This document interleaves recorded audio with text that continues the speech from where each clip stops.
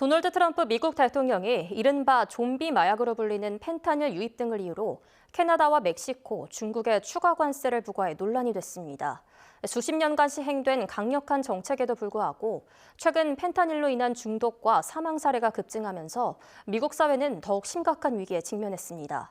정부와 시민사회는 이를 타개하기 위해 어떤 해법을 찾고 있는지 필라델피아에서 조인영 리포터가 전해드립니다.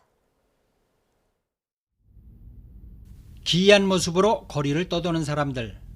몸을 제대로 가누지 못하고 쓰러지거나 벽에 몸을 기댄 채 비틀거립니다. 초점을 잃은 눈빛과 휘청거리는 걸음걸이는 영화 속 좀비를 연상케 합니다. 모두 마약에 중독된 사람들입니다.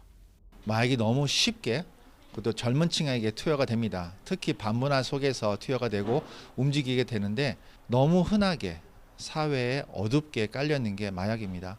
미국에서 가장 심각한 사회 문제로 꼽히는 마약. 1970년대부터 마약과의 전쟁을 선포하고 강력한 단속을 펼쳐왔지만 50년 넘는 세월이 흐른 지금까지 이 전쟁은 끝날 기미를 보이지 않습니다. 한 조사에 따르면 미국에서 12세 이상 인구의 절반이 한 번 이상 불법 약물을 투약한 경험이 있는 것으로 나타났습니다. 불법 약물 중에서도 가장 문제가 되는 건 펜타닐. 치사량이 2mg에 불과해 적은 양으로도 치명적인 결과를 초래할 수 있습니다. 미국 질병통제센터 CDC에 따르면 펜타닐이 포함된 혼합 약물 투입으로 하루 평균 200명 이상이 목숨을 잃는 것으로 나타났습니다. 2025, the most drastic problem in our community is substance abuse, meaning heroin, which is also cut with fentanyl.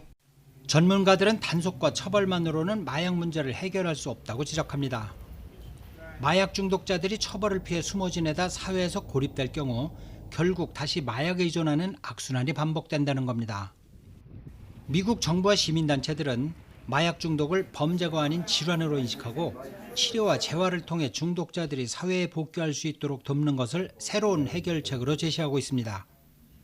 특히 필라델피아시는 마약 유통과 밀매에 대해서는 강력한 법적 조치를 취하면서도 마약 투약자들에 대해서는 형사처벌 대신 재활 프로그램 참여를 명령하는 정책을 펼치고 있습니다. So we first is just don't use and find other ways to cope with the stress and the challenges that you face in life.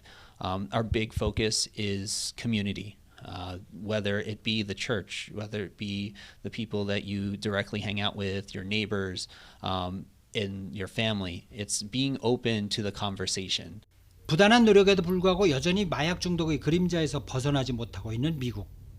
길고 긴 싸움에서 승리하기 위해선 사회의 지속적인 관심과 지원이 필요한 상황입니다.